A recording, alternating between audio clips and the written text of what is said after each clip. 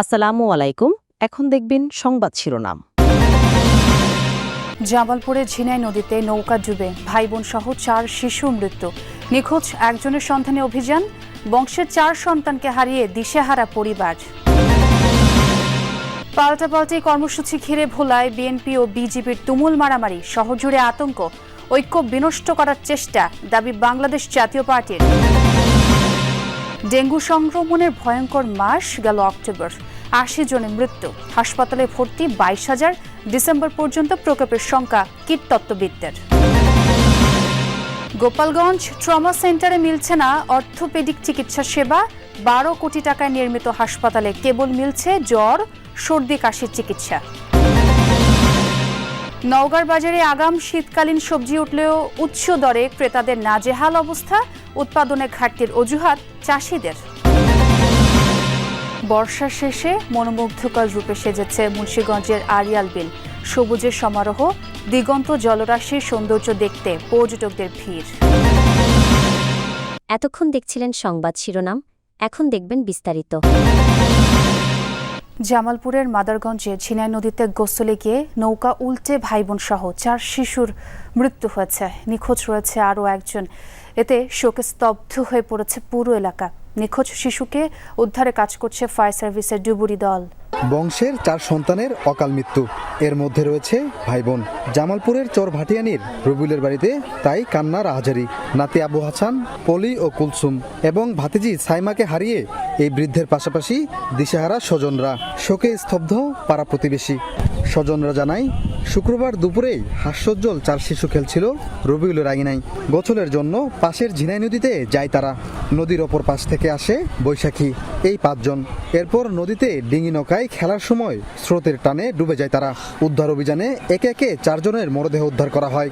এখনো খোঁজ মেলেনি বৈশাখীর। আমার বাঁচতি আর বাঁচতে আরেকটা হলো আমার বাঙি আড়ালো নাতি। আসলে তারা গেছে নদীতে গোসল করতে, যার এই দুর্ঘটনাটা হয়ে গেছে। খাওয়া দাওয়া করে বাড়ি গিয়ে বল খেলাইলো, বাড়ি গিয়ে বল খেলাই আর নাই গো, আর বাইরে আর পরে পরে আর বাইরে গো। অবৈধভাবে নদীতে ড্রেজিং এর পাশাপাশি পরিবারের অসচেতনতার কথা বলছেন স্থানীয়রা। ভোলায় বিএনপি ও বিজেপির পাল্টাপাল্টি কর্মসূচিকে ঘিরে দুপক্ষের মধ্যে ধাওয়া পাল্টা ধাওয়া হয়েছে। এতে পুলিশ সহ অন্তত 50 জন আহত হয়েছে। এই ঘটনায় আতঙ্ক ছড়িয়ে পড়ে চারপাশের এলাকায়। ঘটনার পর দুই পক্ষই তাদের অবস্থান জানিয়েছে। পাল্টাপাল্টি কর্মসূচিকে ঘিরে লাঠিসোঁটা হাতে দুপক্ষের ধাওয়া পাল্টা ধাওয়া। শান্ত পরিবেশ মুহূর্তেই পাল্টে যায় উত্তেজনায়, আতঙ্ক ছড়ায় চারিদিকে। প্রত্যক্ষদর্শীরা জানায়, ভোলা জেলা বিএনপি ও বিজেপির কার্যালয়ের সামনে চলছিল নিজ নিজ দলের কর্মসূচি। পরে বিজেপি ও তাদের সহযোগী নেতাকর্মীরা স্থানীয় নতুন বাজারে দলীয় কার্যালয়ের সামনে থেকে মিছিল বের করে। বিভিন্ন সড়ক ঘুরে একই স্থানে গিয়ে শেষ হয় মিছিলটি। পরে অনুষ্ঠিত হয় সমাবেশ। অন্যদিকে শহরের মহাজনপট্টিতে জেলা কার্যালয়ের সামনে সমাবেশ করে বিএনপির নেতাকর্মীরা। মিছিল নিয়ে নতুন বাজারের পৌর ভবনের সামনে পৌঁছালে উভয় পক্ষের মধ্যে প্রথমে ইটপাটকেল নিক্ষেপ এবং পরবর্তীতে ধাওয়া পাল্টা ধাওয়া হয়। আহত হয় দুই পক্ষের অর্ধশতাধিক নেতাকর্মী। খবর পেয়ে ঘটনাস্থলে গিয়ে পরিস্থিতি নিয়ন্ত্রণে নেয় পুলিশ। আহতদের উদ্ধার করে পাঠানো হয় হাসপাতালে। কে বলছে তো আমি জানি না, আমি নিজে। এ ঘটনায় সংবাদ সম্মেলন করেন জেলা বিএনপির সদস্য সচিব রাইসুল আলম। জানান, পূর্ব ঘোষিত সমাবেশ শেষে মিছিল নিয়ে পৌরসভা সংলগ্ন সড়কে পৌঁছালে বিজেপির নেতাকর্মীরা তাদের ওপর ইটপাটকেল নিক্ষেপ করে। এতে উত্তেজনার সৃষ্টি হয়। ডেঙ্গু সংক্রমণের এক ভয়ঙ্কর মাস অক্টোবর।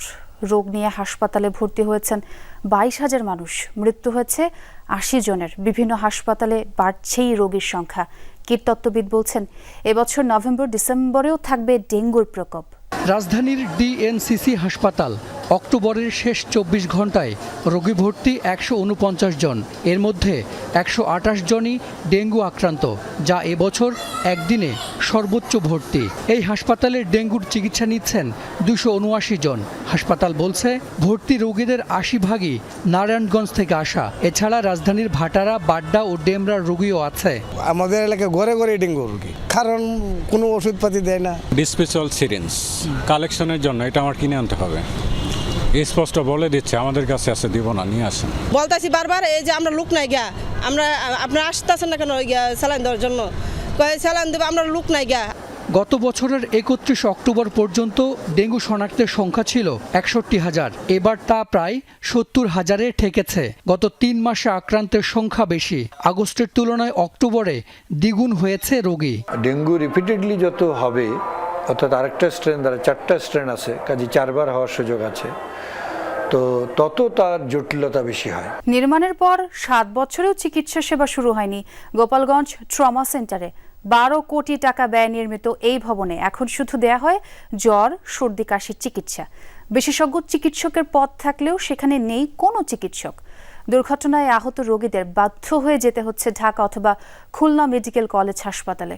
নাম ট্রমা সেন্টার, দুর্ঘটনায় আহতদের জরুরি চিকিৎসার আধুনিক হাসপাতাল। কিন্তু এখানে ট্রমা নয়, চিকিৎসা দেয়া হচ্ছে সর্দি কাশির রোগীদের। সড়ক দুর্ঘটনায় আহতদের জরুরি চিকিৎসা সেবা দেওয়ার লক্ষ্যে গোপালগঞ্জের ঘোনাপাড়া এলাকায় ঢাকা খুলনা মহাসড়কের পাশে 12 কোটি টাকা ব্যয়ে ট্রমা সেন্টারটি নির্মাণ হয়। 2020 সালে ভবনটি স্বাস্থ্য বিভাগের কাছে হস্তান্তর করা হলেও এখনও সেখানে শুরু হয়নি ট্রমার চিকিৎসা। বিশেষজ্ঞ চিকিৎসকের পদ থাকলেও সেখানে নেই কোনো চিকিৎসক। 2 জন নার্স আর 1 জন সাব অ্যাসিস্ট্যান্ট কমিউনিটি অফিসারকে দিয়েই ট্রমা সেন্টার চলছে কমিউনিটি ক্লিনিকের মডেলে। তাই সড়ক দুর্ঘটনায় আহত রোগীদের ছুটতে হয় ঢাকা অথবা খুলনা মেডিকেল কলেজ হাসপাতালে। এখন আমাদের একজন ডাক্তারও নেই, 2 জন সিস্টার আছে, 2 জন মেডিকেল অ্যাসিস্ট্যান্ট আছে, আর মূলত পঙ্গু যে ট্রিটমেন্টের জায়গা হয় না। বাজারের সবজির উচ্চ দরে নাজেহাল ক্রেতা। আগাম শীতকালীন ফলন উঠলেও দাম কমছে না। অন্যদিকে প্রতিকূল আবহাওয়ার কারণে উৎপাদনের ঘাটতি ও লোকসানের কথা বলছেন চাষিরা। উত্তরের মাঠ ও হাট ঘুরে বাজারে গিয়ে অস্বস্তিতে পড়ছেন ভোক্তা, কারণ সবজি কিনতেই পকেট খালি হয়ে যাচ্ছে। 60 টাকার নিচে মিলছে না গ্রীষ্মকালীন পটল, করলা, ঝিঙে, বেগুন। আগাম শীতকালীন শাকসবজির মধ্যে বেগুন, মূলা, ফুলকপি, বাঁধাকপি, বরবটি ও শিমের যোগান শুরু হয়েছে। বাজার দর 80 থেকে 100 টাকা কেজি। বেশি দামের কারণে কিনতে পারছেন না মধ্যবিত্ত ও নিম্ন আয়ের মানুষ। 7,000 টাকা বেতন পাই মাসে, দোকানে থাকি। 7,000 টাকা দিয়ে আমার পরিবার কিভাবে চলবে? আমরা মানে এমন অসুবিধার ভিতরে আছি তার বলার শেষ নেই। যেখানে হাফ কেজি সেখানে হলো 250 গ্রাম। বেগুন এখন অনেকটাই দাম বেশি, তারপরে 1 পিস কপি নিতে গেলে সাধারণ মানুষের ভাবতে হবে যে 80 টাকা দিয়ে নেব। 1 পিস পাতাকপির দাম চাচ্ছে 60 টাকা, যেটার ওজন 1 কেজির রকম। প্রত্যেকটা জিনিসের দামই বেশি। উত্তাপ কমাতে কোমর বেঁধে মাঠে নেমেছেন উত্তরের চাষিরা। নওগাঁ, দিনাজপুর ও জয়পুরহাটে আগাম আলু চাষ শুরু হয়েছে। বর্ষার পানি নেমে যাওয়ার আগে এক মনোমুগ্ধকর রূপে সেজেছে মুন্সিগঞ্জের আড়িয়াল বিল। চেনা অচেনা নানা উদ্ভিদে সবুজের সমারোহ, মৃদু বাতাসে ঝিলমিলের ঢেউ আর দিগন্ত জলরাশির সৌন্দর্য দেখতে ছুটে আসছেন অনেকেই। বিলে পরিবেশ বান্ধব পর্যটন ব্যবস্থাপনার দাবি সচেতন মহলের। ঢাকা থেকে মুন্সিগঞ্জে শ্রীনগর বাজারে পৌঁছে গাদীঘাট কিংবা আলমপুর হয়ে ঘুরে দেখা যাবে আড়িয়াল বিল।